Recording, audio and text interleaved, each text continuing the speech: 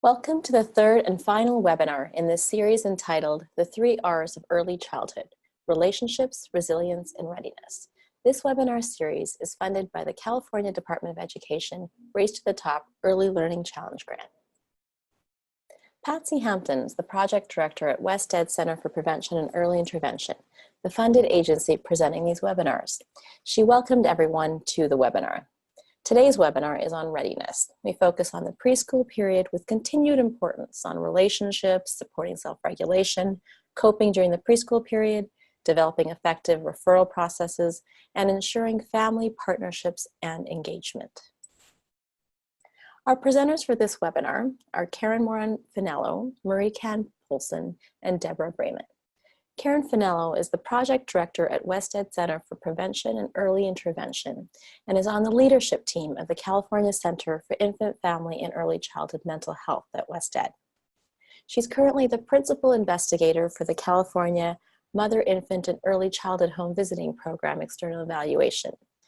Dr. Finello is an applied developmental psychologist with a specialization in birth to 5-year-olds and their families. She has extensive clinical experience and research expertise in early intervention, infant and preschool behavior, assessment, cultural components of child rearing, poverty issues, and the development of high-risk infants, toddlers, and preschools. Marie-Can Polson is the professor of pediatrics at the University of Southern California and chief psychologist at the University of Southern California Center for Excellence in Developmental Disabilities, Children's Hospital, LA. Dr. Polson is on the leadership team of the California Center for Infant, Family, and Early Childhood Mental Health at WestEd. She has worked extensively with research, service delivery, program development, and policy, addressing the developmental and mental health issues in infants, young children, and families in early intervention and Head Start. Dr. Deborah Brayman is trained as a clinical psychologist with a specialization in the field of infant mental health.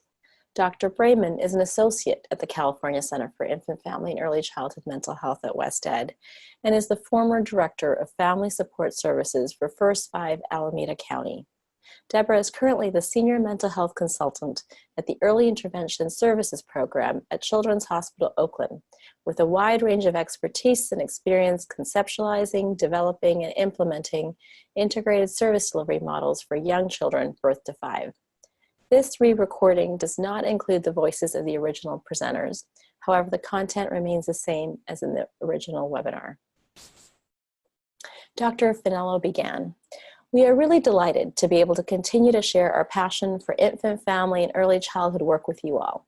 The 3 R's material was developed to promote the very important underpinnings of early childhood social and emotional well-being and school readiness focused on the 3 R's of relationship, resilience, and readiness. This morning's webinar will focus on the early preschool period and look at how the key factors we have been addressing during the first 2 webinars continue to come together to help the young child develop readiness for school.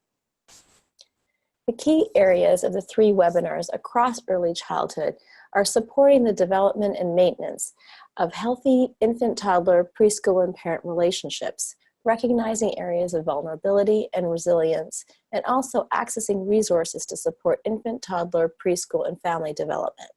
And we'll be talking about all of these again this morning. The critical characteristics, again, of early childhood mental health are the development of relationships, the ability to initiate, discover, play, and learn, the development of persistence and attention, the development of coping mechanisms, the development of self-regulation, and the development of an emotional range. And it's really important to think about the shifting expectations that occur between that toddler period and then the preschool period. Behaviors that the families in the world consider funny or cute in a toddler are no longer considered that way. And suddenly, there are expectations in society and in the family that the child's no longer a baby and should now behave. And so there are more demands placed on the child behaviorally as they enter into this period. And it's important for us to recognize and think about that when we think about what's happening with the early preschool period. The key mental health goals across all early childhood programs include strengthening caregiver-child relationships, supporting responsive caregiving, ensuring continuity of care, and increasing emotional nurturance in families. And all of you who work in programs that serve young kids and families are doing this work all the time.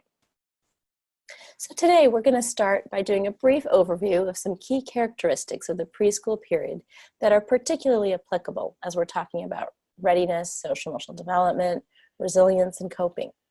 And we're going to continue to talk about the importance of relationships, including the impact of early relationships on preschool behavior and social interactions. And then we're going to talk a little bit about supporting self-regulation and coping during the preschool period, developing effective referral processes when mental health support is needed. And finally, we're going to end by talking about how to ensure family partnerships and engagement as the child transitions into the preschool setting and beyond. And I want you to keep in mind that the overarching principle for all programs is that relationships are the conduit for change in the children and families served, as Brenda Jones Harden talks about. And this is really important when you think about how relationships really underpin everything. And so we've talked in the first webinar about learning to love. And then we moved into the second webinar to loving to learn. And today we're going to be talking about learning to learn.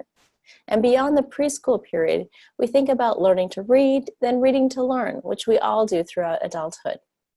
So we're thinking about these key characteristics in terms of preparing kids for school success. And again, the focus today is on the learning to learn principles. I am firstly going to talk briefly about the importance of social emotional learning, which has become a big term in school districts and in many arenas. And much of this parallels the concept of emotional intelligence that was put forward by Goldman in 1995. These strategies began as an adoption of the state of Illinois' education department in 2003 as part of their school curricula, and are now being used in many preschools to help children learn skills that are considered important for readiness and school success. Now, these concepts are being used in Oakland and other school districts in California and across the country. The problem to keep in mind is that there are many social emotional learning programs and there are many different models. So it's been really hard to evaluate efficacy long-term. Clearly, this approach does provide a structured examination of the important concepts we've been discussing all along and that we'll be discussing today. So first of all, the notion that emotional skills are critical for academic performance. This includes what we term non-cognitive skills like self-restraint and persistence required for self-regulation that are often not measured in cognitive screenings and cognitive kinds of tasks. And these skills have been found to be more predictive of positive life course than traditional academic and cognitive measures. So for example, there have been large longitudinal studies including significant correlations of SEL, that's social emotional learning factors, with future success not using SEL programs but using the principles and the concepts. There was a 2011 British study of 17,000 infants who were followed for 50 years. The level of mental health and well-being in early childhood was highly correlated with future life success. Other studies of early mental health indicate positive life trajectory, including longer marriages, lower levels of adult depression, lower levels of anxiety in adults, and better physical health. So there's been a lot of work looking at components that we know are important in terms of future adjustment and future well-being. And that's what we want to really keep in mind. So during this period, we know that the preschool is learning to learn. The preschooler learns, I can focus. I can attend. They're paying attention for longer periods of time. This is so important in terms of school readiness. They persist with activities. They don't do things just briefly and toss that toy aside. They really stick with things and really pay attention and persist. And they are learning. I can accomplish things on my own. Preschoolers increasingly are learning that they can do things without adult help. They are also learning when they need adult help and how to ask for it, if they have developed this positive baseline of relationships. When we think of the skills that preschoolers have, they're learning a lot of things really rapidly, and it's all coming together in a really nice way. Preschoolers are learning to play on terms other than their own. A toddler is really about me, me, me. It's very egocentric period when it's all about me. And if it's a toy that looks like mine, it is mine. It's the mine, mine, mine time. Preschoolers are learning to negotiate more of that. So they learn about what other people's needs are and how to adapt a little bit. And we hope this increases through life. They're learning to share and to take turns with all activities. So from sliding down the sliding board, to looking at pictures in a book, to talking to each other, to the kinds of other play that they do. They're also learning more and more to understand the feelings of others. This whole notion of empathy is really developing. We know that the beginnings of empathy are there early, but in a very rudimentary form. In the preschool period, we really see it exhibited a lot more as preschoolers talk about other people's feelings as well. They're also learning how to channel their energy. So it's not so much like that toddler where they have this restless energy and they don't quite know what to do with it and then sometimes have a meltdown. Preschoolers are learning how to cope with frustration and learning how to get rid of all that energy. They're also learning that they can focus. So when we think about what's happening in the brain, executive skills are developing in the preschooler that lead them to be able to do a task and select a goal that's appropriate for their skill level. They know what they're capable of doing, and they can choose those tasks that exactly match their skill level. And they're developing persistence that allows them to really work towards these goals. Preschoolers are becoming increasingly goal-oriented and increasingly understand the tasks. It's just really wonderful to watch it unfold as they develop this whole notion of readiness for school. They also have learned how to seek adult help when they need it. The children who have a foundation of relationships that taught them about adult support early on especially know how to seek help from adults. We know that all of these developmental tasks help the preschooler to develop new strategies and to practice self-control, which is shifting from external control to really primarily internal control. And these skills are all important for readiness, for reaching goals, for children to be able to monitor their progress on their own, and for them to be able to make adjustments in order to achieve success with their goals and activities. Now, they don't need that external person to help make those adjustments. Increasingly, they're learning how to make those adjustments themselves. It's not fully formed like you'd see in an older child, but it is emerging, and it's heading there, and it's really a very, very critical task for readiness. Although they're not able to fully plan what's going to happen before they begin an activity, they're beginning to be able to plan an action, as Bronson calls it. So in the middle of the activity, they can do the planning and replan and readjust. We also see a rapid increase in vocabulary, including greater use of words to talk about relationships and feelings in this period. They're showing more complex reasoning and more complex language skills. They have a better understanding of the feelings and thoughts of others. And they're more able to balance their own desires with those of others. And they're beginning to be able to take the perspective of others. So you can see that all of these things are really important in terms of negotiating. And preschools are beginning to negotiate with others for their needs. They also have more organized behavior that's increasingly, again, under internal, right, rather than external control. They're beginning to learn about the consequences of their choices so they can direct their activities more effectively. So this is really important learning process that's happening, and the environment continues to play an extremely important role in both the provision of appropriate and challenging opportunities for kids in this period, but also in helping to support them and to scaffold their skills. It's about placing a structure into the preschooler's world that they learn within. So the structure is really important for them. It also provides for the organization of their behavior and sets standards for behaviors. So they're learning societal standards and what's expected of them, and the preschooler learns what they can count on and internalize from the world around them and from the environment around them. They're also developing a sense of autonomy and a sense of self. They're developing more self-esteem. Their early relationships have helped facilitate that sense of self, and the responsive, trusting relationships have allowed children to begin to assert their independence without worrying about what's going to happen if they assert themselves. They are more confident about their control of the environment. Preschoolers also have greatly improved memory, and this is seen as they remember and learn from their past experiences. They also have much more advanced and elaborate pretend play, and we know that play is an important mechanism for learning. Their play reflects changes in peer relationships as well.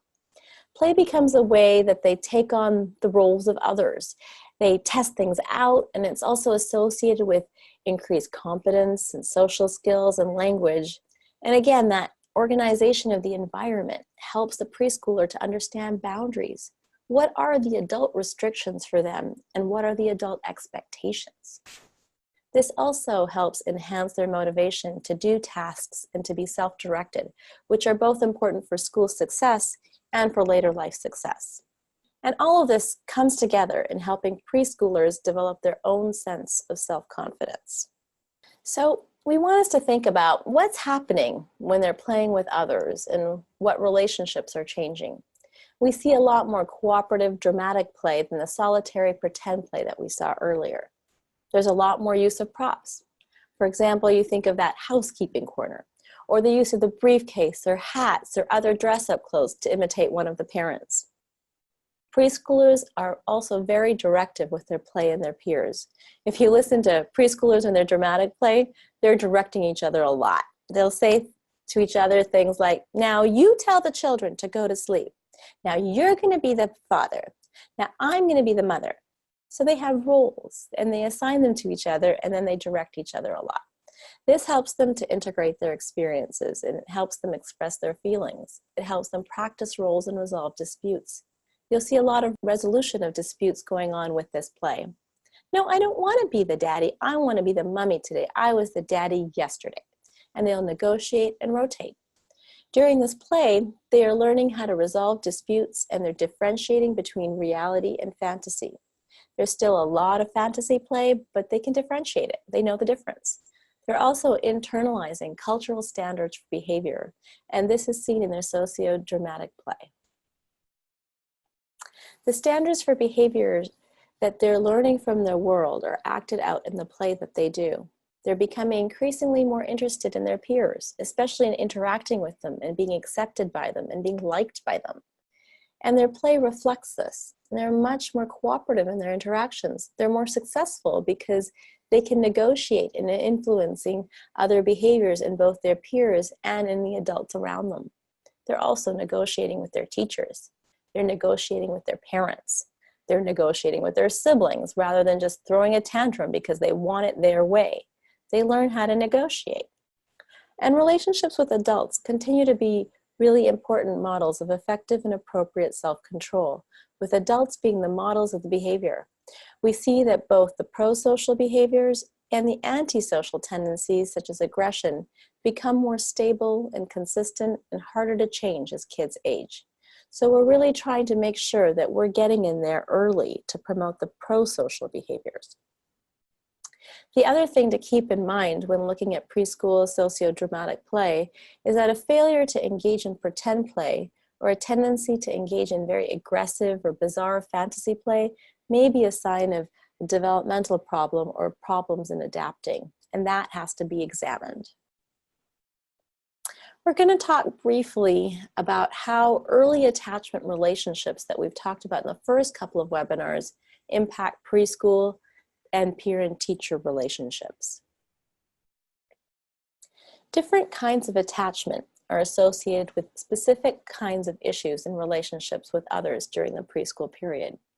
Kids that have secure attachments tend to have more advanced social skills. They have good self-control, they're more positive with the world, and they elicit positive responses from others. They're more empathetic, they're popular, and seek out friends. They want friends and they develop more friendships. And they're more easily comforted. They're good at problem solving and they manage conflict well. They're also very resilient under stress, or much more resilient than kids with different kinds of attachment patterns. And again, it's not all the time that they fit this pattern, but if you look at kids who are securely attached, these are the typical behaviors they would exhibit.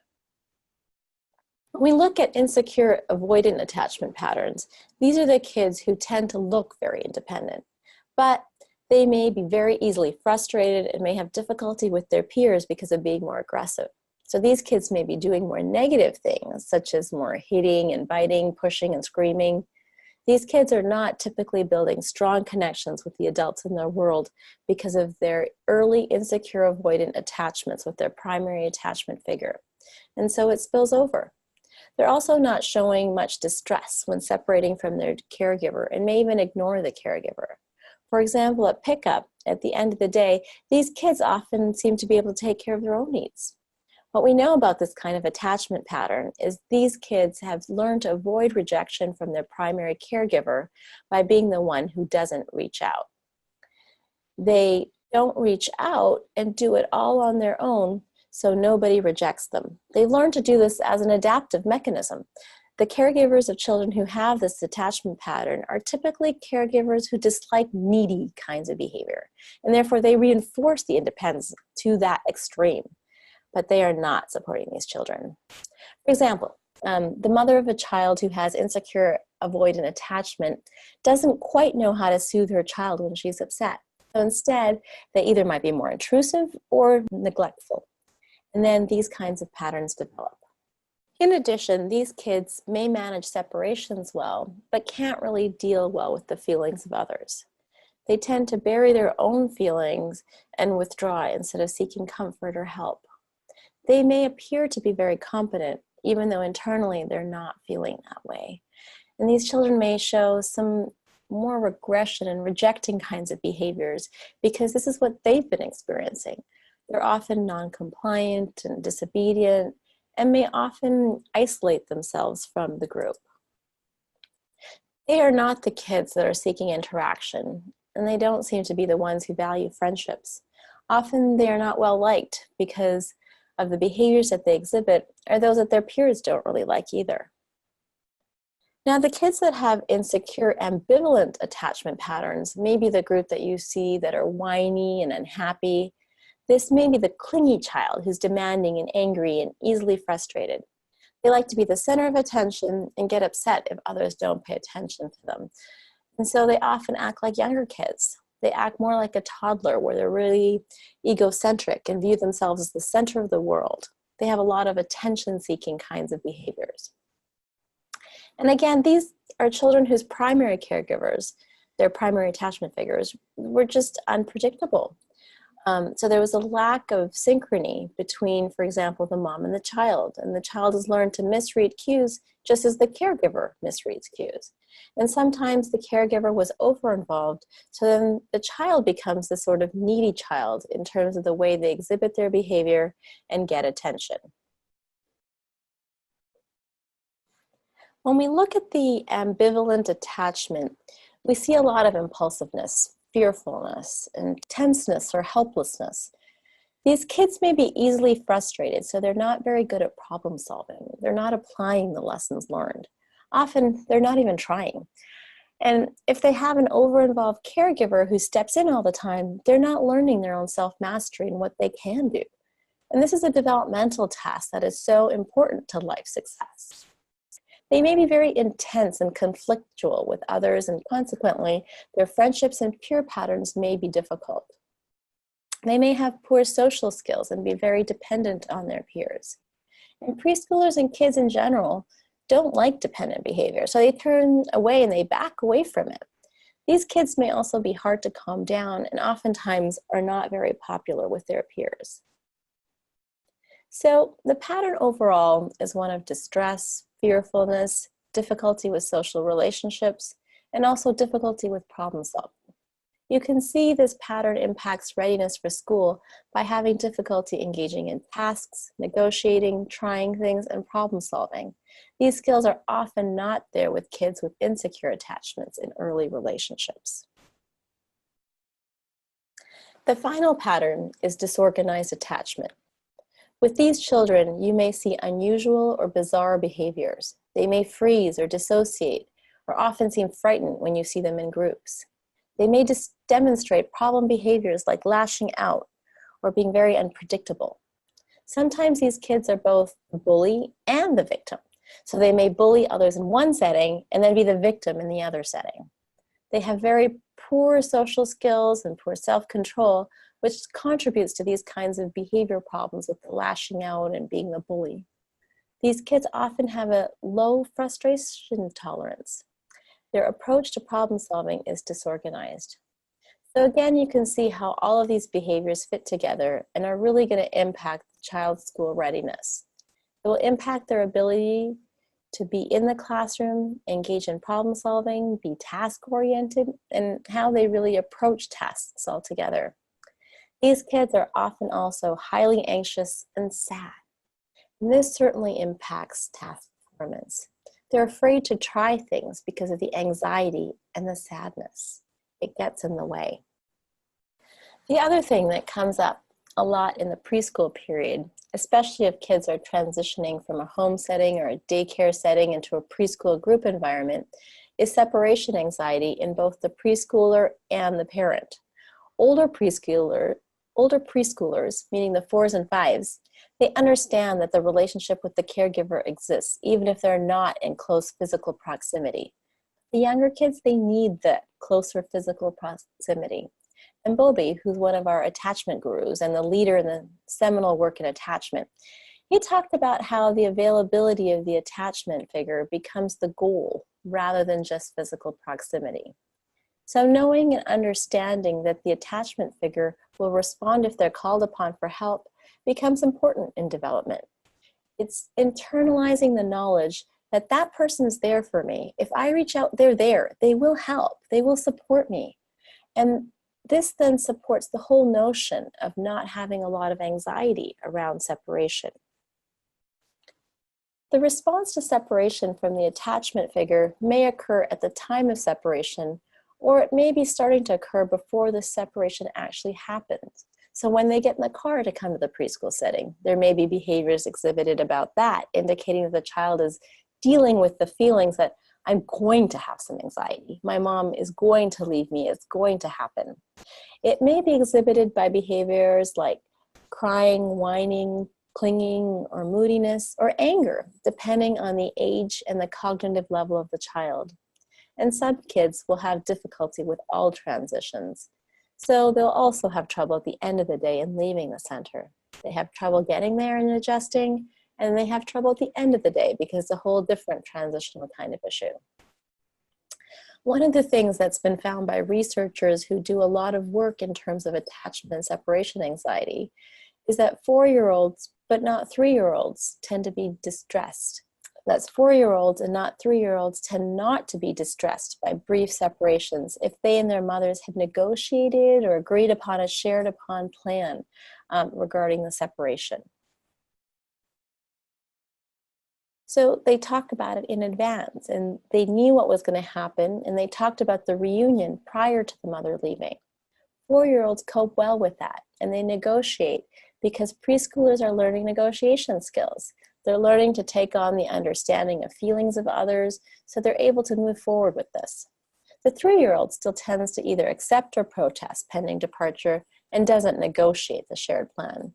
So developmentally, the 3-year-old's not quite there yet to negotiate and to deal with the shared plan with the caregiver, but the 4-year-old is. You will see this and understand why you'll see play dates that are more common with 4-year-olds than with 3-year-olds, since the 4s can deal with being away from the mother. There's a change in organization of attachment behaviors, and they're related to 5 things developmentally. Over 30 years of research in attachment shows what happens, and the first 2 things occur by age 3 for most kids. First of all, they learn to recognize that their mother, or whoever their attachment figure is, has her own feelings, thoughts, goals, and plans. So she's a separate person, and they recognize that. This happens typically by age 3. They also learn to differentiate another's point of view from their own. So they're learning that people have different points of view. This is also occurring by about age 3. The next few still don't usually happen by age 3. They're happening by about 4, so are still emerging for kids between ages 3 and 4. By 4, they're able to infer from the logic in their head and their own basic experiences. Remember, they're learning about experiences at this age, so they're learning what things control their mother's plans and thoughts. They're getting wise about, okay, what is she doing? What's her opinion? What's happening that will control it? And then they can sense the match between the 2 points of view so they can effectively negotiate to get what they need and to get their needs met. And they can influence the mother and her goals and her plans. They can negotiate those influences. And this is really happening by 4 years old. We see these shifts developmentally that are really important in terms of the way kids behave, the way they interact with others and the world, the way they leave a primary attachment figure and move forward into the wider world. We know that we can strengthen attachments and help support parents who are coping with separate issues themselves, because sometimes it's the parent's issue. It's not really a child issue. The parent is the one who's clinging to the preschool door and afraid to leave because they're desperately afraid this child's going to miss them so much, or maybe they're afraid the child is not going to miss them quite enough. The parent may be recognizing behavioral signs that the child is upset about separation as well. So for some kids and families, integrating the child gradually into a preschool setting while the mother is present during the first few days in the new setting is really important. How else can we support families to learn things like how to say goodbye and transition the child? Often parents try to sneak out the door to avoid meltdown or avoid the difficulty in separation. But helping parents learn that kids like having a goodbye ritual can be really helpful. Children need that continuity. Building an understanding in the preschool setting of each child's responses and developing strategies for that wide range of needs is critical because each child is different. Many of us remember our own children.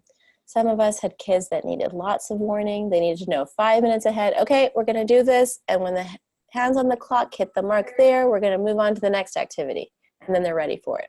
For other kids, it's more of the spur of the moment. They do much better if you just spring it on them. They get worried too much and they're too anxious about it otherwise. I only have 5 more minutes, oh my gosh, I'm not gonna be able to play this anymore. Instead, for these kids, you just spring it on them and they do fine. And in a preschool setting, the teachers and the preschool assistants are negotiating because one size doesn't fit all in figuring out the challenges in the group setting to meet all of the needs. The center-based program also can help support secure attachments by allowing children to check in with caregivers. So this may be before the mother leaves in the morning or at some designated point during the day if there's extreme anxiety around separation. And again, this isn't all kids, but perhaps some little group that might just need that extra support. Doing things like helping the kids write notes or drawings about their day to share with caregivers, having caregivers leave a small photo of themselves that the child keeps in the cubby. These are little things that can help support attachment. Also, we encourage contact, and we should, and we're going to be talking about this today later, between the parent and the early care and education professional. The kids perceive childcare and preschool as part of the extended family. It's all part of their world. So strategies include things like letting the kids know that their parents are thinking about them if they want to talk about what they're doing. Having parents provide objects from home to make that integration of the two environments more harmonious. And holding meetings and encouraging contact between the parents and ECE professionals around emotional issues that arise around separation. It is important that we develop a shared understanding, sharing our impressions about the child with the parents, and seeing if they see the same things at home, and helping us understand those cultural or family differences and building collaborations with all families, remembering that relationships create relationships. It is this ripple. If a caregiver seems to be insensitive or unresponsive to their child's signals, provide support and help to them. Continue to think about the whole family and not just the child, even though in preschool the child is our target. Remembering that many families will have mixed feelings about leaving their child in someone else's care is really important to think about. Now we're going to move on, and Dr. Polson's going to talk about preschool behavior and some of the coping behavior skills of self-regulation, referrals, and all of these issues. Marie? Marie Kahn-Polson begins. Good morning. Now we want to focus on preschool behavior and coping skills. Let's look more closely at the preschooler. According to Giselle, who is the godfather of child development in the United States, the typical 4-year-old is described as wild and wonderful, who sometimes has out-of-bounds behavior, such as getting overexcited in play, or standing in line. If any of you have been to Disneyland with a 4-year-old, they have out-of-bounds behavior by easily calling names, or perhaps using swear words picked up at home or on the playground. The 4-year-old can be bossy, which garners the respect of the 2-year-old, is ignored by the 6-year-old, but can be taken on by another bossy 4-year-old. They're also extremely emotional, and whenever they sense an injustice in the world or when their feelings are hurt. I think what's important for us to understand is that the 4-year-old may be inclined to tell tales, particularly if you ask them if they committed a transgression. So it's always better not to ask. And teachers also may report that one of their 4-year-olds doesn't respect the property of others, which is code for a child acquiring ownership of something that actually belongs to someone else. What's important to point out is that these tall tales of 4-year-olds in acquiring the possessions of others, it's a developmental issue, not a moral or a conduct issue. And yet many of the children that are referred to our mental health center at 4 years old have mothers who are concerned that they are stealing and lying, which I think calls on all of us to do a better job of developmental guidance to the mothers and teachers and understanding what typical 4-year-old behavior really is. With all this rambunctiousness, our goal is to help preschool children regulate themselves and their emotional behavior in order to be able to join other children in play. That they will sit still long enough to focus on a task, that they will learn to cooperate and take turns, and really be able to persist when that task becomes challenging. So, what makes these preschoolers ready to work together on this puzzle? Well, we spent a lot of time talking this morning and in the past webinars of the importance of relationships, self-control, and initiative. There's a capacity for relationships. Preschoolers show interest in other children and want to play with them, join them in play. Through their development of self-control, they're beginning to cooperate with each other in things like doing puzzles. They're ready to wait for someone else to first put that piece in. We would not see this necessarily in the typical 2-year-old. And finally, through initiative, they learn how to work and organize their play and to solve some problems. And it looks like the girl on the right has solved the problem of not getting engaged by doing the puzzle on her own. Very adaptive. We hope that preschoolers have developed a trusting relationship before they come to school and a modicum of personal control, so they're ready to choose activities to focus, to attend, and to learn. And of course, all preschoolers continually need to be in a learning environment that provides nurturance and guidance. But this model also shows us what needs to be addressed. When a child is showing us by their behavior that they're not able to cope with the expectations of the classroom, we need to look back at those earlier areas: attachment, trust, autonomy, and personal control. This provides the guidelines of what we need to do with our children who are struggling in our preschool classes. So the trajectory goes something like this. As Karen pointed out, the primary task of infancy is the development of attachment and the capacity to form relationships. From a secure base, we want our toddlers to get out and explore the world. Remember, they say that the toddler has a love affair with the world and they get into everything. However, this is the time when guidance needs to step in, and the child needs to learn some regulation, some personal control of their emotions and behavior. When the toddler comes to grips that he can't do everything on his own terms and learns to behave on the terms of his mother and teacher, then they're on a positive developmental trajectory. In fact, I see that as one of the #1 issues of early childhood is the child learning he can't do everything on his own terms. However, when he goes to preschool and he learns that, he hopefully already has some resilience built in to cope with these preschool expectations. Of course, we know resilience in preschool is one of the best predictors of school readiness, and that readiness is a developmental phenomenon.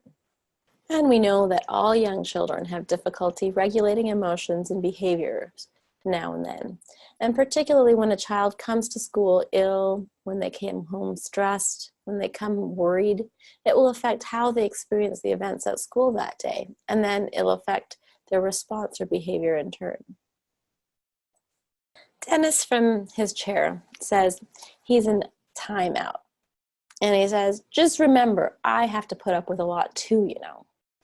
Dennis reminds us that children do experience stressors that will influence their behavior. Oftentimes when children are acting out, we get into our experience of their disruptiveness as opposed to looking at what their issues are. And believe me, one child that is disruptive can upset the whole classroom for the whole day. So it's no small thing. And as parents and teachers, we can feel the drain of that disruption. Nevertheless, we must keep in mind that we have to be cognizant of the misbehaving child's experience of the world and the reasons he may be acting that way.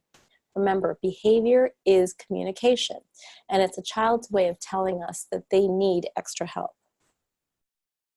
On any given day, a child may come to school as what teachers and parents may describe as out of sorts or just having a bad day. And this may be for a lot of health or home reasons.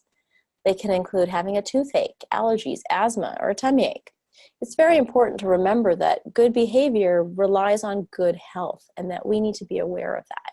We need to think about when to use the pediatrician as a partner in looking at some of our child's behavior regulation problems.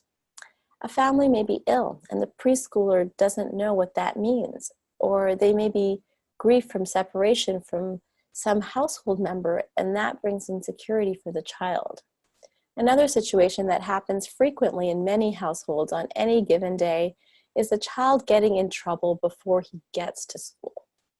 It's the preschooler who isn't getting dressed, isn't getting his teeth brushed, isn't eating his breakfast, that's receiving admonishments by a harried and hurried parent. And of course, this can set the tone for the day. Most kids quickly rebound. However, teachers need to keep track and pay attention if these out of sorts days start to happen frequently.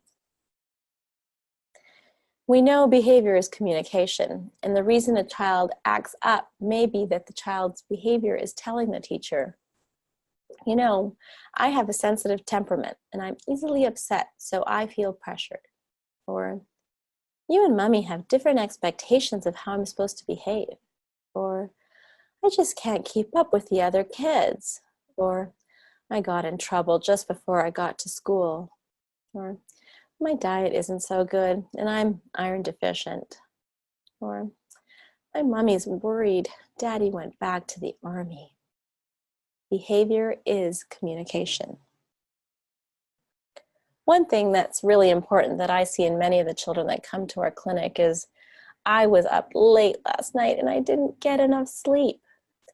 Sleeping problems are commonly cited by parents who bring children to our mental health services clinic at Children's Hospital, and we see over 600 preschoolers a year. Oftentimes parents report, she just wouldn't go to bed until after 11 o'clock. I can't do anything about it. And she has to be awakened for school, and it starts her out really crappy.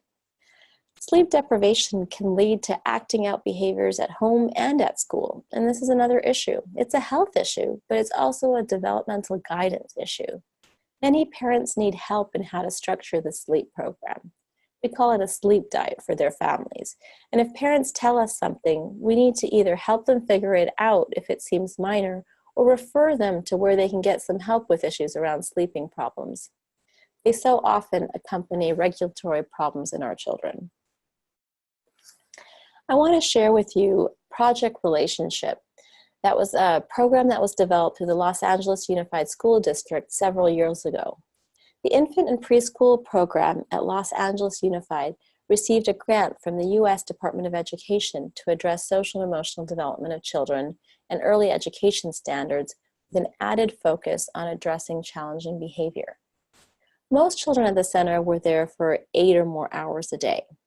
The program was built on the belief that preschool children need to be cared for and to learn in a climate that emphasizes nurturance and guidance. 10 urban early education centers that included preschool special education as part of their centers participated in this 5-year program. I want to point out that oftentimes there's the misconceived notion that children in special education necessarily have more regulatory problems than children who are not in special education. In these 10 centers, it was the children that were in school for the long day. They needed the added supports for challenging behaviors, not their classmates that were there part-time and for special education. The goals of the program included success in school readiness for all children in the care and education program. The primary goal was to build an early care and education community with responsive relationships among children, parents, and staff. So the whole goal was, how do we develop a responsive, relationship-based community? The project included a structured, relationship-based problem-solving framework for teachers. And what the grant offered oftentimes does not happen in our early education centers. It gave financial support and that time to bring all the staff, the special education staff, the childcare teachers, all of them together on a regular basis in order to focus on the individual needs of the children there. And that seems so important, particularly when children are there for a long day, because the morning staff may not meet with the afternoon staff. There's not that continuity of care. And the mother drops someone off with one teacher in the morning and then picks up the child with another teacher in the afternoon. How do we keep that continuity of nurturance and guidance and partnership with the family going, which is so incredibly important? And this is what this grant focused on. The early education staff collectively came up with ways to work on this. And the goal was, how do you personalize relationships, individual relationships with children that are in a group care? Because it's too easy to look at children as a group. It's so easy to do activities without being mindful about how important it is to individualize the activity for each child. It was about becoming more conscious of the importance of eye contact, of using their name, and of the use of touch throughout the day. And you know what? We spend more time with those children who have challenging behaviors, with their name being called, with eye contact being made, and through touch. All the children need to have that. What 4-year-old grows up in their family without being touched throughout the day? This is an incredibly important way of developing that relationship. It's also about developing a special teacher-child personal memory that's just between the teacher and the child, but shared with everyone. So for instance, the teacher reminding Allie of the day she came and told everyone she got a new puppy, and by saying, how's that puppy doing? And using that throughout the year as a connection, that special connection between a child and teacher. Another one I thought was wonderful that became a ritual in one of the particular classes. The teachers were all very creative, and whoever discovered a cloud in the sky brought everyone else outside. We don't have any clouds in Los Angeles, so it's a big event. So they'd go outside when there was a cloud, look at the cloud, then they'd come in, draw a picture of that cloud, and take it home. And that's a ritual that started. Remember, a routine that has meaning becomes a ritual. And that's what gives a sense of belonging to children. It's the rituals, not the routines, that give us our sense of belonging. Other things were having the child act as a teacher's helper, especially on their out-of-sorts days. For children, change is particularly difficult, like when their teacher isn't there. It's not enough to even have another familiar teacher come in and be your substitute. Adults are not interchangeable in the lives of children, and they worry when their teacher isn't there. Will she come back? What's happening? It's important that when there's changes in their lives, that they're prepared for it. The value of touch, as I just mentioned, is clearly important. When a child is fearful or stressed, a touch on the shoulder can reassure. We know not only emotionally, but also physiologically. We know touch will raise the serotonin as a neurotransmitter, which lowers cortisol, the stress hormone. Touch has physiological and emotional benefits for our children. And you know, there was a period of time, this was a generation ago, when we had the McMartin case in Los Angeles. And for a while, teachers were told not to touch kids, the matter of policy. And so now we really have to point out, especially for the old guard, that touch is actually really important for children. Predictability also helps children feel safe and secure, and routines make life predictable. That's the basis of security at home and the security and feeling safe and secure at school. No one came in and told these teachers what they should be doing. The teachers collectively came together. They knew what to do, and they shared with each other what helped in this community. Such things as starting and ending the day with hello and goodbye songs, and the importance of providing clear expectations of behaviors that can be reviewed on an ongoing basis. Kids need to be reminded of what our expectations are. Developing picture charts of classroom and playground schedules is helpful, and sometimes something we often see. It's also particularly important to have a quiet place. My personal bias is that we should have a rocking chair in every classroom to calm the anxious or rambunctious child. And so they know they belong, it's important to have a place to call their own with their name on it, like a cubby. It doesn't have to be big, but if they can see their name on it, it becomes a place that's theirs. And that's another way of saying, I belong. Here's a type of hiding place that young children learn to gravitate to when they need quiet time. We don't need that timeout chair if we have a quiet hideout, and there's different ways that this can be done. If it's inviting enough, kids will want to go there. And if it's inviting, kids will learn how to monitor their own behavior with a little help or guidance. Maybe it's time, would you like to go over to the hideout, as some teachers called it? And it could be a very positive and preventative intervention strategy.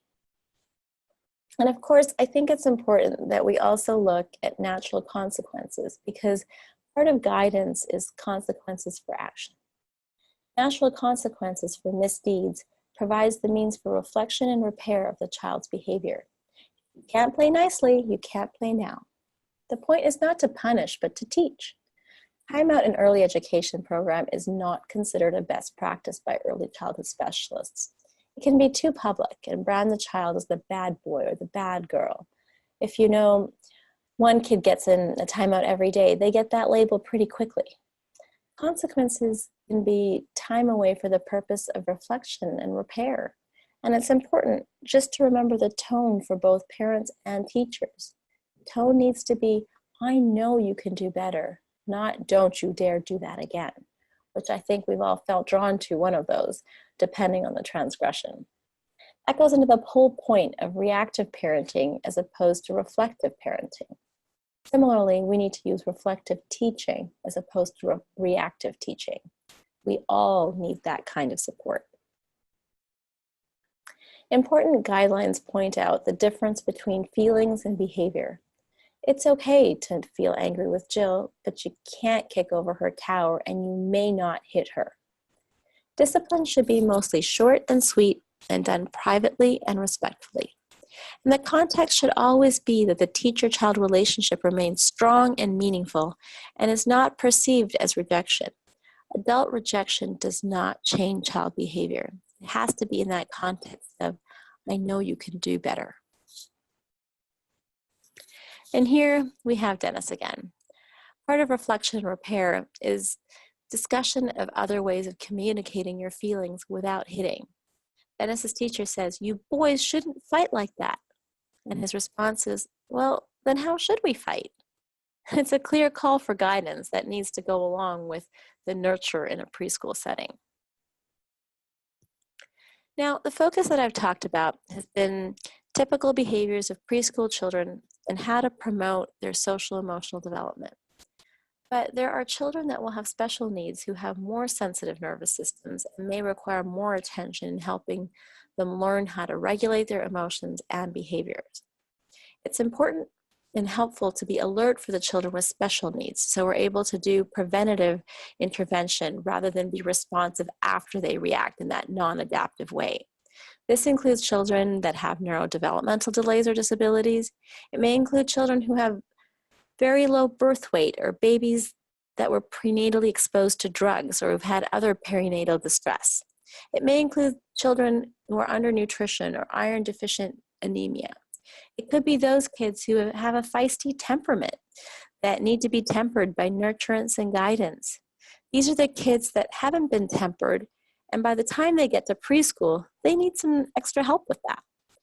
Also, maybe the families in crisis and dealing with chronic stress. And finally, what I think we really need to do is outreach to any child in foster care who has experienced separation and loss. By definition, they have more vulnerabilities and need more nurturance and guidance than any other children, particularly those that have been in multiple placements. Now here's an example of a child with a speech delay angrily having his fists up, communicating to his peer.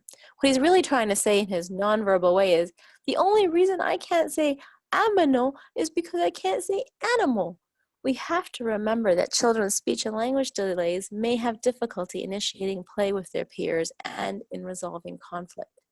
Remember our 4-year-old with their outbounds language? He may very well call this kid a big baby because he has baby talk, which is only making the environment more stressful for a child who's already dealing with the stress of not being able to keep up with his peers. I'm going to use this iron deficient anemia example as an important health and what that means. We know health has a strong role in the regulation of behavior.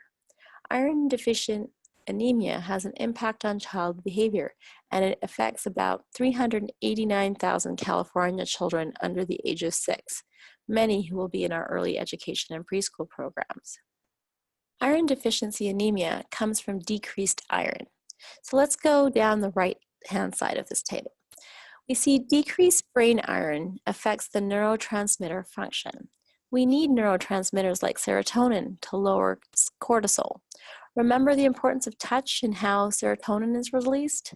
Well, if that neurotransmitter is not functioning, the touch doesn't impact the lowering of cortisol. We then see that cortisol stays high, which keeps the child in that chronic alert state. Naturally, this is an oversimplification, but this is a model developed by Lazoff, and he's done a lot of work on iron deficiency and behavior. When you follow the left-hand side, you see that decreased brain iron leads to hypermyelination of the nerve pathways to the brain, leading messages to go more slowly to the brain and adding to stress vulnerability. I think it reminds us of what Michael Strauss has said, that early childhood social emotional behavior mental health development is an interdisciplinary, interagency responsibility, and child physical health plays a large role in behavior regulation. Other common issues we need to look at that I'm not going to discuss more today is what happens when a child has an allergy attack or when he has an asthma attack, and what that means and how frightening that can be for him. It's not only hurting him physiologically, it emotionally goes into that reserve of what's going to happen to me today. Many children experience an adjustment in going to preschool, especially those that have been home with their family for 3 years and preschool is a new experience. Child behaviors that require additional focus and attention include those that have prolonged fearfulness whenever there is a change of features or routines. We expect adjustments the first few days of school or maybe even the first few weeks of school. But if it's prolonged or if any change also brings the child's fearfulness, we need to be concerned. After the first week of school, after the adjustment period, we need to address if meltdowns continue to increase, or the child who has chronic screaming at drop-off and slow recovery. And finally, what we really need to also look at are the little ones that may withdraw from the rest of the kids for an extended period of time. Often, these are the kids that fall through the cracks because this child really tells us by their demeanor that they're unhappy. But a child could just go and sit on a swing and look and not have this demeanor, and we're not aware of the things that they may have seen. What we must remember is that loneliness is not about being without a bunch of kids around you. Loneliness is your experience of relationship. And so if we have a child that's constantly withdrawing and not experiencing a positive relationship, that's an alert for teachers and parents and everyone involved to get involved. This is a review just because I think this picture stays with us. This is the brain stress management system, which has an alarm. It has relaxation. That relaxation is help when there's touch. It helps when the child sees the perceived danger is over and then they relax. However, if the alarm is on constantly, the child will continue to stay on alert and get stuck up there. And whenever we see that prolonged fearfulness, increasing meltdowns, screaming, or morning withdrawals, it can be toxic if left unaddressed. And just to reiterate, chronic stress leads to distress proneness. And it means that the child's emotions and body will overreact to what they see as a perceived threat. That means when you're in line and you get a nudge, it feels like a shove, and your response will be to respond to what felt like a shove. This explains it in another way. So let's start with this middle area. A child that has history develops a sensitive nervous system. He will have that chronic stress hormone of cortisol that gets stuck. Then he develops patterns of responding, of impulsivity, anxiety, and overvigilance. And then in a sense, his brain is on a hair trigger alert. So the slightest nudge raises stress hormone. Again, it puts it in motion, and then we overreact. And if we don't break that cycle, it just becomes more and more entrenched. And so Project Relationship really looked at the importance of thinking about the child's emotional experience of the world, paying attention to the details of his life, and developing an individualized emotional care plan. And that includes quiet corners and pairing the child with a calm buddy. It's been wonderful for me to see where a little girl can help a rambunctious boy settle down in school. Also, what they did is they built a relationship with the special teacher during special teacher time. This required that the other teachers had to cooperate. It requires flexibility, but for a short time, there would be this special teacher time when a child was really of high need. And I think we need to look at there are children that will have difficulty on a daily basis, and some of these children are going to be excluded from school. There was a study done by Gilliam at Yale that looked at 800,000 children in 40 states, and he found that preschoolers were 3 times more likely than kids in kindergarten to 12th grade to be excluded. When he looked at California, there were 258,000 children that were either in state programs or state-subsidized programs. This included Head Start. That's 25% of our 3 to 5-year-olds.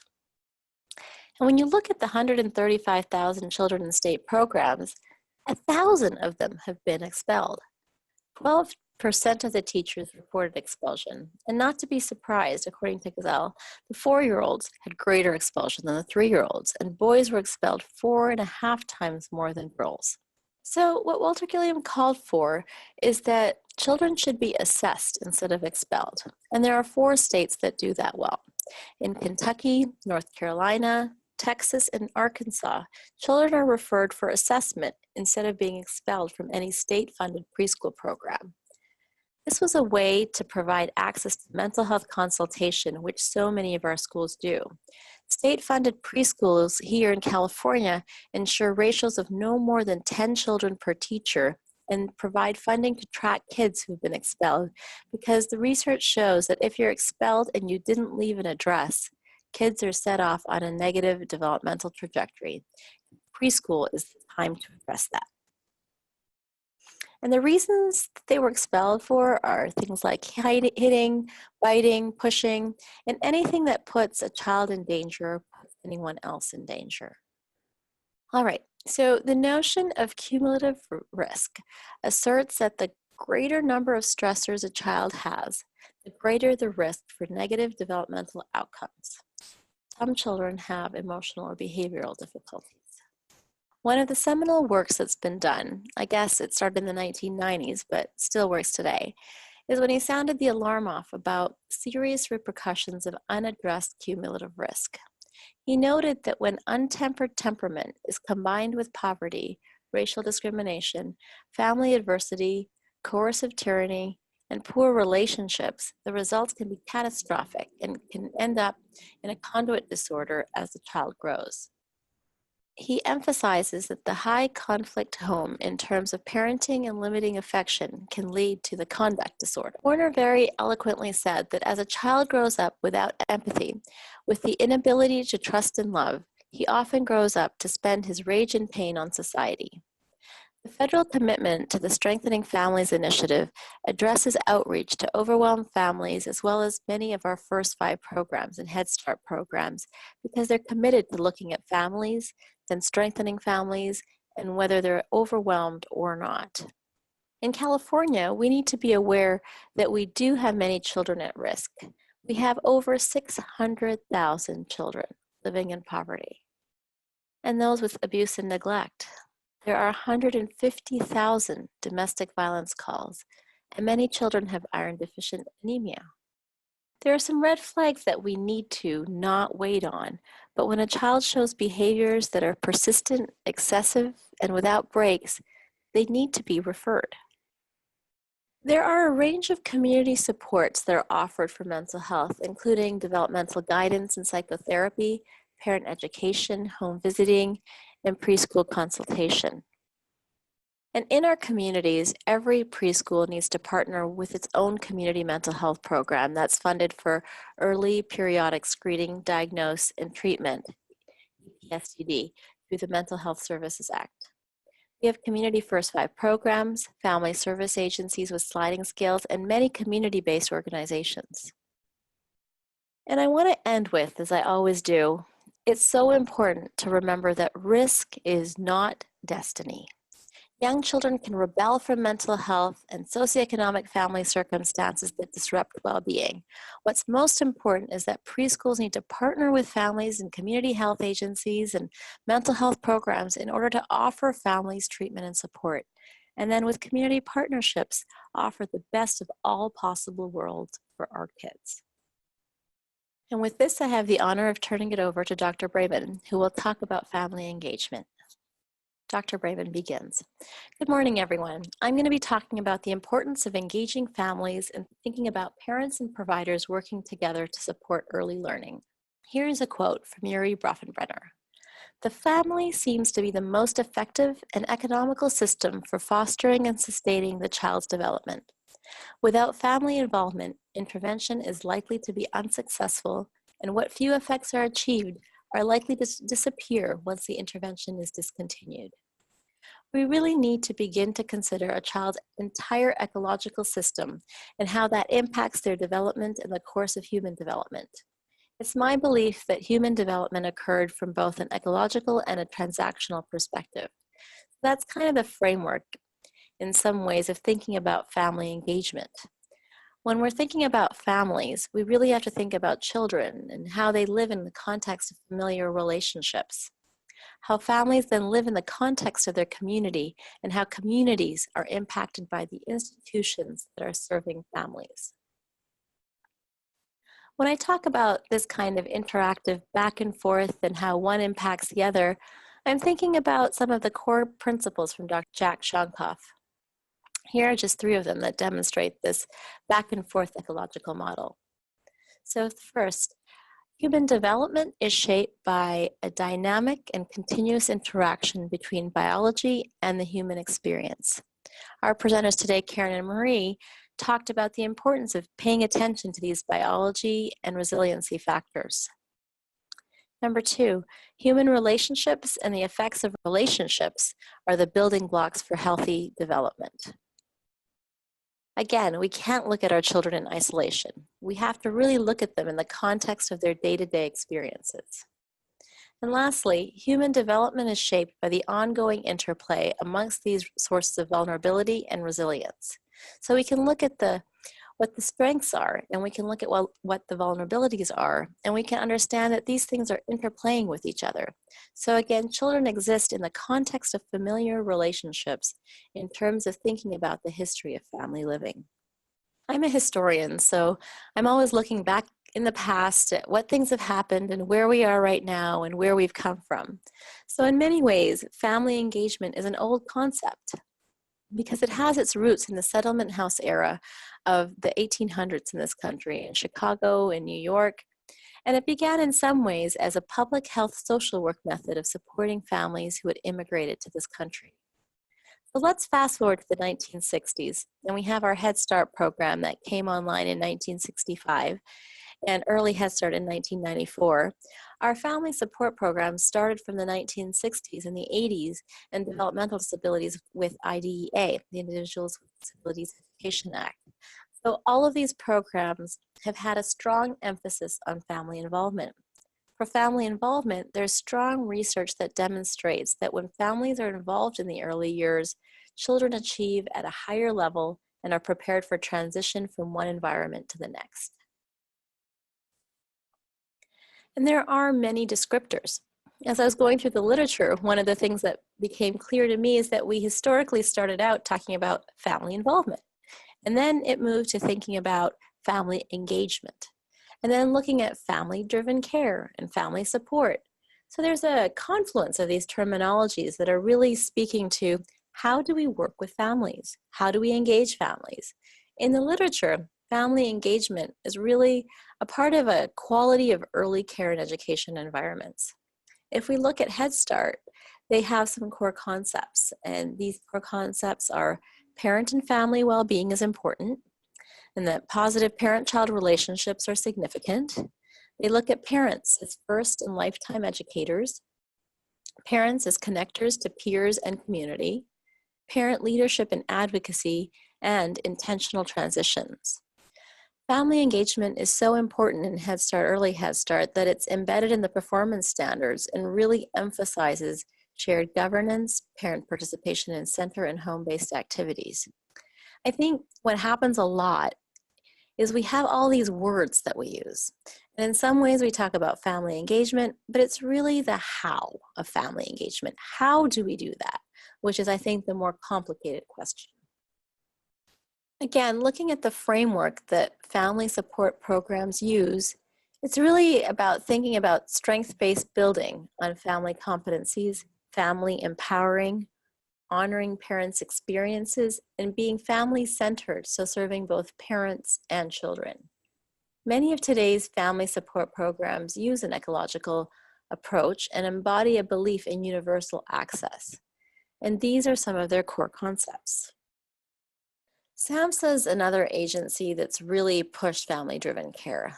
SAMHSA is the Substance Abuse Mental Health Services Administration, and they provide grants across the country and have really looked at the importance of family-driven care. And family-driven care means families have a primary decision-making role in the care of their own children, as well as the policies and procedures of governing care for all children in their communities, or their state, tribe, territory, or the country. I think the enduring benefits and opportunities for families is to meet and to share with other families, and also to give and receive assistance. It's really about how we intervene at looking at social isolation for our families. How do we bring them in? How do we provide them support? How do we engage them in thinking about their children and what their children's needs are? This is one definition for family engagement. I found a ton of definitions for family engagement, but this is the one that I really like the most. So Deborah Stark, who wrote a family engagement report in 2009, she says that family engagement occurs when there is an ongoing, reciprocal, strength-based partnership between families and their early childhood education programs.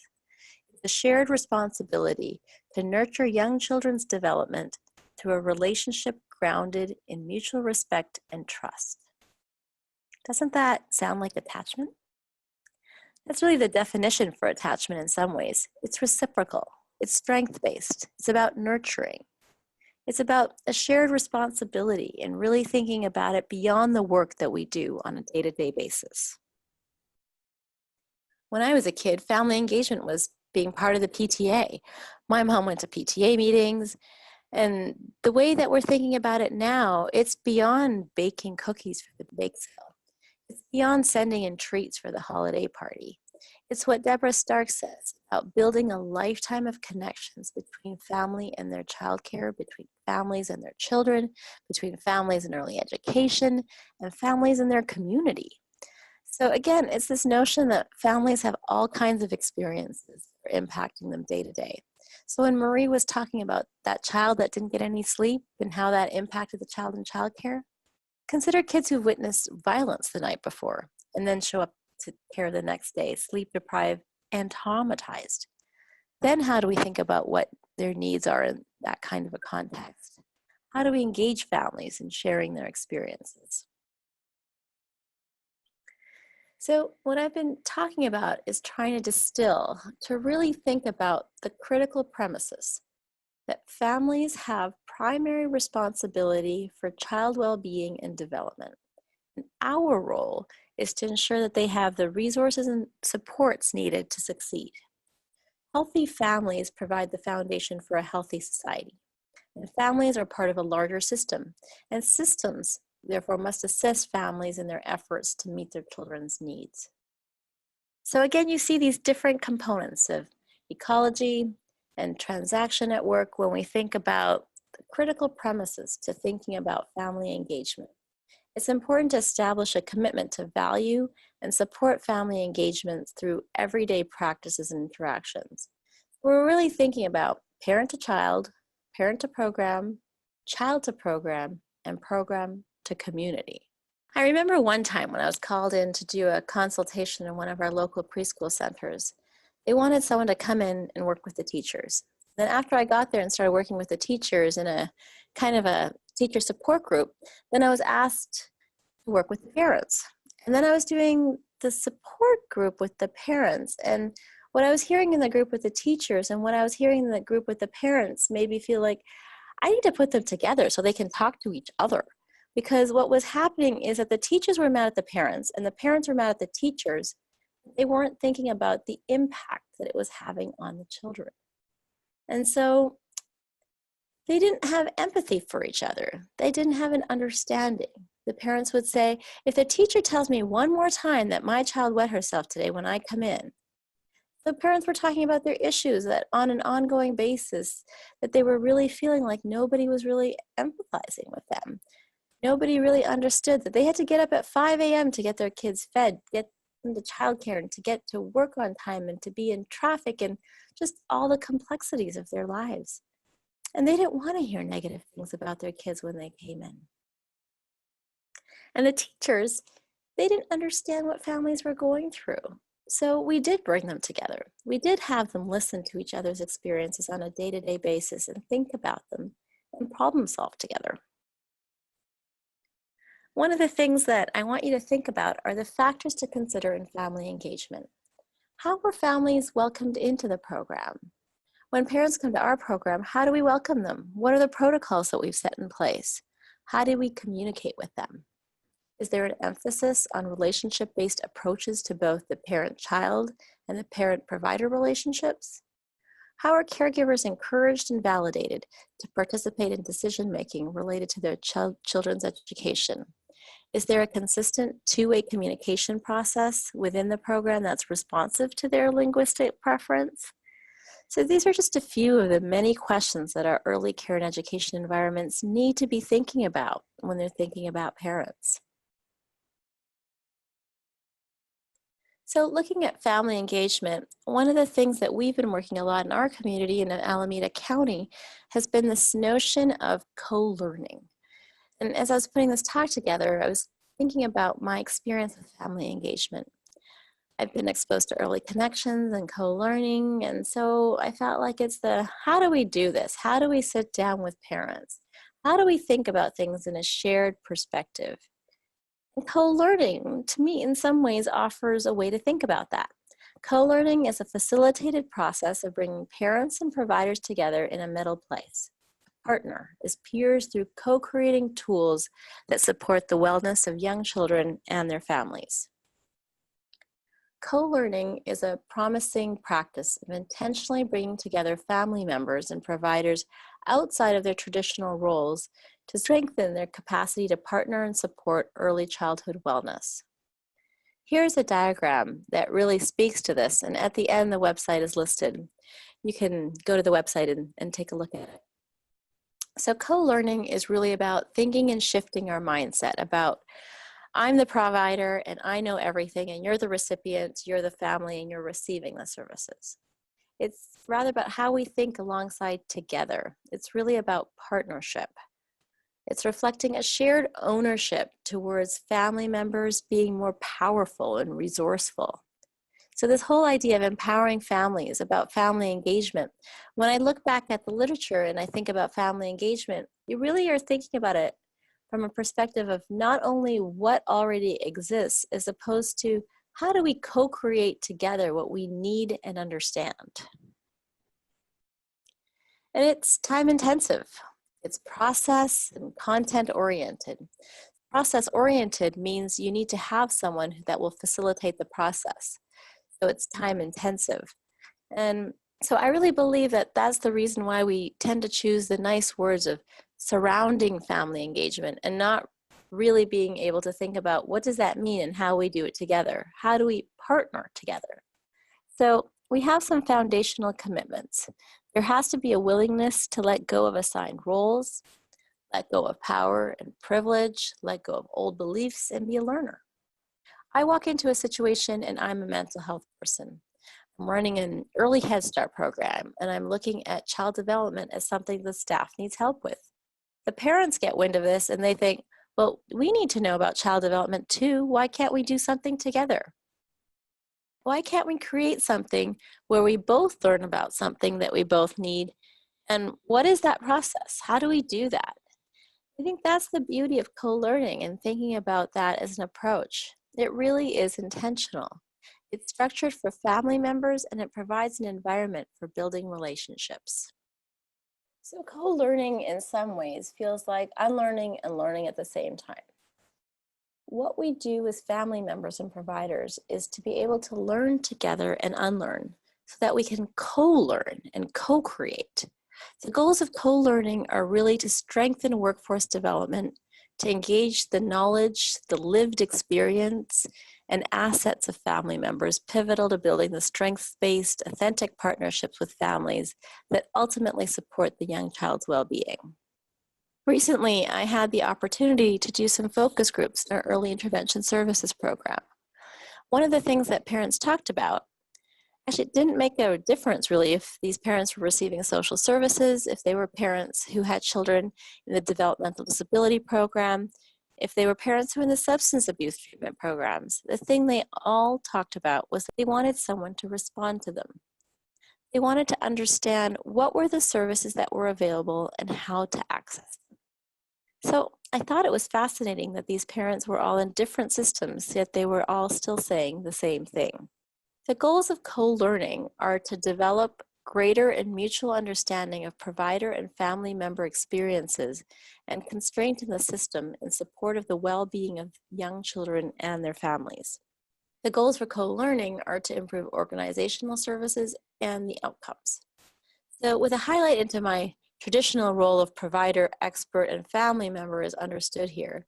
So when do I think about co-learning and how do we create a level playing field? We always talk about that, right? You always hear create a level playing field. How do we do that with parents when there is a power differential?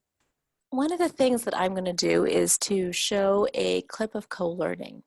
It's of the Early Connections program in Alameda County and the work that they do there and how they came together to create tools and communicate about what co-learning is. And so it gives you a brief synopsis of what their experience was and how they were doing this work together. So it's parents and providers sitting together. And it's something that can be used across multiple settings. We're using it right now in thinking about training. We have parents sitting with us, so we are co-creating and thinking together about what parents feel providers need to know when they're going to be going into families' homes and helping that influence the curriculum that we develop as we train our home-based providers.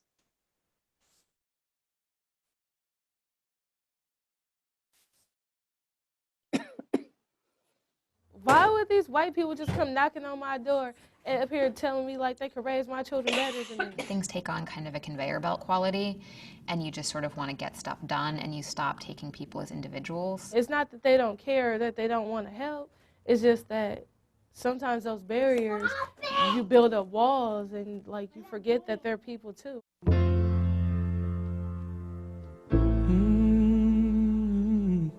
What is my definition of co-learning? Wow. Bringing parents and providers together. Co-learning incorporates both. Trust, building relationships, getting to know one another, being honest. So I think it has multiple definitions. A lot of words come to my mind when I think of co-learning. I think of unity. Listening. Family. It's an intervention. Empowering parents. Community of interest. Harmony. Collaborative. Diversity. Co-learning is families at the forefront. When I was just a little boy, well, I would go out to play, and I would wander so far from home that I would lose my way, and I'd call on my mama to help me, and she'd come right away. to help me get back home where I wanna be. And here's what I say: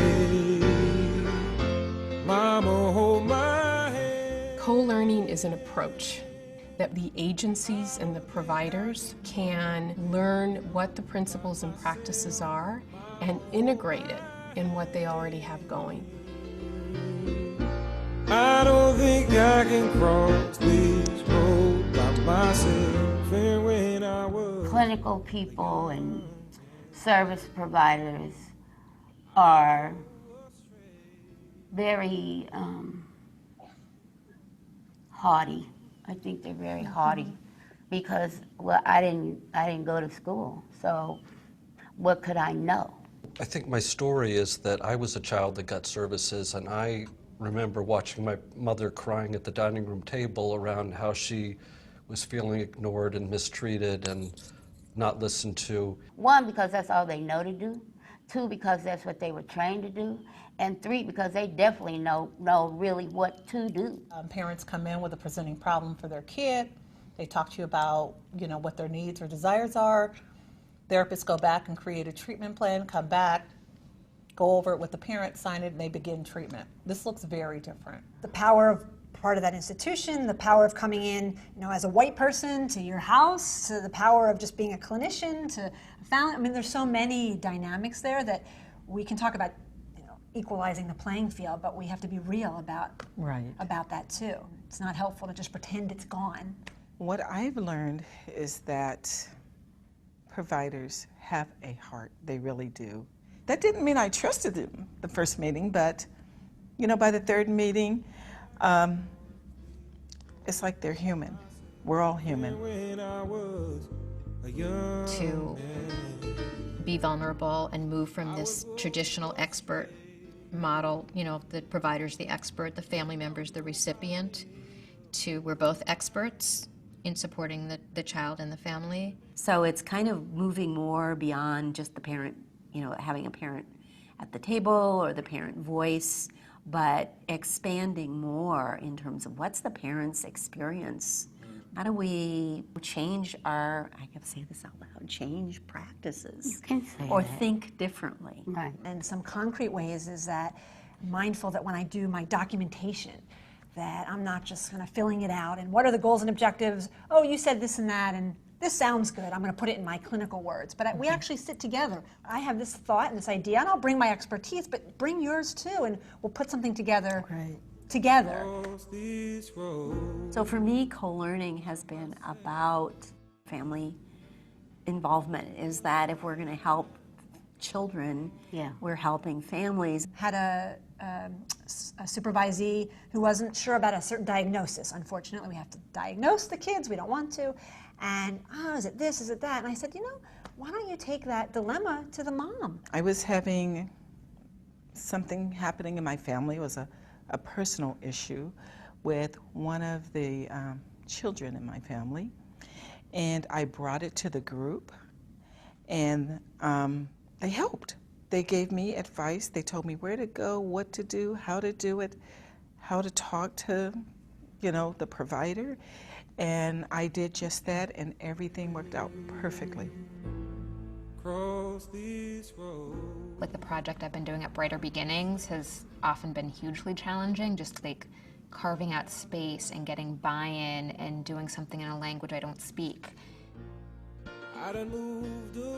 Pues cuando me he aliviado de ellos, pues me he sentido, mi autoestima ha estado muy abajo y yo al venir a este grupo me he sentido más, me empezaron a ayudar en algo que yo no conocía. Ellos me decían dónde, aquí está esto, me ayudaban también con cosas para mis hijos. Si yo entraba ahí como superhéroe y querer arreglar las cosas, no iba a funcionar. Entonces lo que sí funciona, lo que era clave, era trabajar con las familias en un patrocinio, decirle qué es importante para ti, qué es lo que te va a ayudar a tu familia, qué le va a ayudar a tu hijo, y de ahí empezar a hacer el cambio verdadero. Empezando en la familia, la comunidad y después un poco más grande. And so really slowing down and realizing that they have all the same fears and concerns and anxieties as I do, and that we can meet on that level. That it takes time to get to know somebody and for somebody to trust you and to see beyond, Yes. you know, to see beyond who they think you are and who you think they are, and to hear them. In the room, we've learned that there's nothing that we can't say to each other. And I like being in a group that actually believes that I have the knowledge to care for my child, because I'm going to love my child more than anybody. I feel like I'm learning from you. Thank you. I know I'm learning from you. So this is an example of another way of thinking about how we engage with families. It's really looking at it from a deeper level than from the performance standards, say, and Head Start packages. And we're thinking about what it takes to do that level of engaging with families, of understanding what the family's needs are and putting aside the lenses that we use so that we can really share the responsibility of the care of the children and understanding what the children's experiences are in a more ecological and transactional manner. Okay, so that's the end of my talk, and now we will open it up for questions. So the first question was, what is an example of a preschooler showing stilling or freeze behavior? So basically, this happens when there's a change in the situation that makes them anxious. It may not be something we as adults would view as anxious. They might freeze up, freeze in place, and you're just stilled and you don't move. That would be freezing or stilling. And then they don't respond verbally at this time. They don't let you know what's going on. They are just still. And these are the kinds of kids that might get ignored in a classroom if they're stilling because they're quiet and they're off to the side. And so they're not the aggressive ones kicking and screaming because they're upset. They're just freezing and stilling in fearfulness. And it's often a fearful kind of behavior that does that. The next question was, if a child is showing flat affect or sadness, what are some of the environmental responses that you would want to provide? What would you want to do as a caregiver? What would you want to do as a home visitor? What would you want to do as a teacher? So one of the things that I think would be really important is to find out what it's about, because we need to know that young children exhibit as behaviors are symptomatic of what's going on inside of them. So we need to find out why. Why is the child sad and showing flat affect? Is this common? Is this what they do all the time? Is this just because of some event that happened this morning on the way in? Did something happen in the family? And it's always been surprising to me, even running home visiting programs, that families forget to tell you these critical things, like grandmother died this weekend and she was the caretaker of these kids.